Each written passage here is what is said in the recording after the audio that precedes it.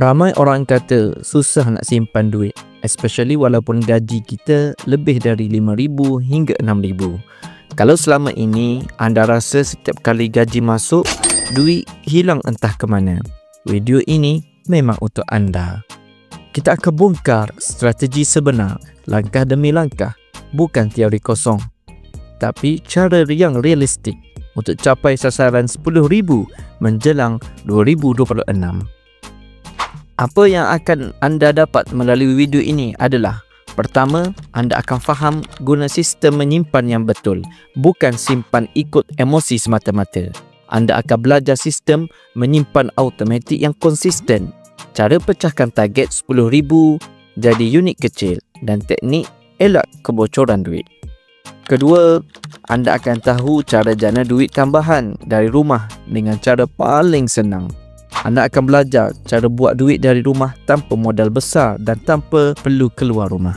Dan bonus anda akan dapat dengan menonton sehingga habis adalah pelan tindakan 12 bulan untuk capai RM10,000 dengan cepat. Video ini diberikan pelan siap-siap pada anda dan mudah dipakai sahaja untuk kehidupan anda, iaitu teknik simpan naik tangga, disiplin belanja, strategi auto transfer, dan cara gabungkan simpanan dengan side income untuk capai RM10,000 lebih pantas. Kebanyakan orang fikir untuk simpan RM10,000 ini mereka perlu gaji besar. Ada yang kata tak boleh lah, gaji saya kecil, atau nanti kalau tak cukup macam mana? Sebenarnya bukan gaji yang jadi masalah, tapi disiplin dan strategi. Ramai orang gaji besar tapi tetap tak ada simpanan juga kerana sebab tak kawal aliran keluar. Dan ramai juga yang gaji kecil tapi berjaya simpan lebih banyak sebab mereka ada sistem. Masalahnya, kita ni simpan ikut mood, bukan ikut pelan. Sebenarnya, untuk simpan RM10,000 dengan pantas, anda tak perlukan gaji besar pun. Anda perlukan rancangan kewangan kecil yang konsisten. Kuncinya ada 3. Pertama, kurangkan bocor duit kecil. Kedua, automatikkan simpanan. Dan ketiga, jana pendapatan tambahan walaupun kecil.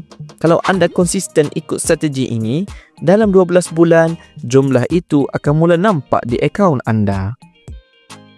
Saya sendiri pernah bermula tanpa ada simpanan langsung. Tapi bila saya mula buat sistem automatik, kawal perbelanjaan dan tambah pendapatan digital, saya dapat capai simpanan pertama yang saya inginkan dengan lebih cepat daripada yang saya jangka. Ramai orang juga berjaya guna cara ini, seperti suri rumah, pelajar, malah pekerja pejabat biasa. Bila ada sistem, hasilnya jadi konsisten. Dan saya akan tunjuk cara praktikal yang anda boleh mula pada hari ini. Langkah 1, tetapkan sasaran jelas dan tempoh waktu. RM10,000 bukan angka ajaib. Anda pecahkan kepada matlamat kecil. Contohnya RM10,000 dibahagi dengan 12 bulan, sama dengan RM834 sebulan atau RM28 sehari. Nampak lebih mudah kan bila dibahagi kecil? Tulis target anda dan letak di tempat anda selalu nampak. Langkah kedua, automatikkan simpanan setiap bulan. Jangan anda tunggu lebihan baru nak simpan. Setiap kali gaji masuk, automatik pindahkan 10% hingga 20% terus ke akaun simpanan. Kalau boleh, guna akaun berbeza tanpa kad ATM. Biar duit itu hilang dari radar anda, barulah tak tergoda untuk nak guna. Langkah 3, kesan dan tutup kebocoran duit. Setiap orang ada duit bocor, iaitu dengan kopi harian lah, food delivery lah, langganan yang tak digunakan pun setiap hari. Jadi anda catat setiap perbelanjaan selama seminggu ataupun setiap hari, dan anda akan terkejut berapa banyak sebenarnya boleh dijimatkan.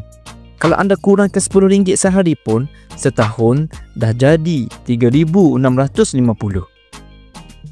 Langkah keempat, jana duit tambahan atau side income. Untuk capai RM10,000 dengan lebih cepat, tambah aliran duit dengan jual produk digital, buat freelance atau servis kecil-kecilan online. Seperti yang pertama, jual produk digital iaitu e-book tentang perkara yang anda suka atau mahir. Berikan penyelesaian pada orang ramai dan mengapa orang perlu beli e-book anda. Jadi anda gunalah Canva template. Yang kedua, buat servis mudah seperti edit video-video simple, buat design poster Canva dan anda jual khidmat anda itu pada orang ramai. Yang ketiga, anda cari gambar AI untuk platform stok untuk jual dalam Shutterstock ataupun Adobe Stock. Dan yang keempat iaitu affiliate marketing. Anda promote link e-book orang lain, jual kos orang lain dan anda dapat komisen.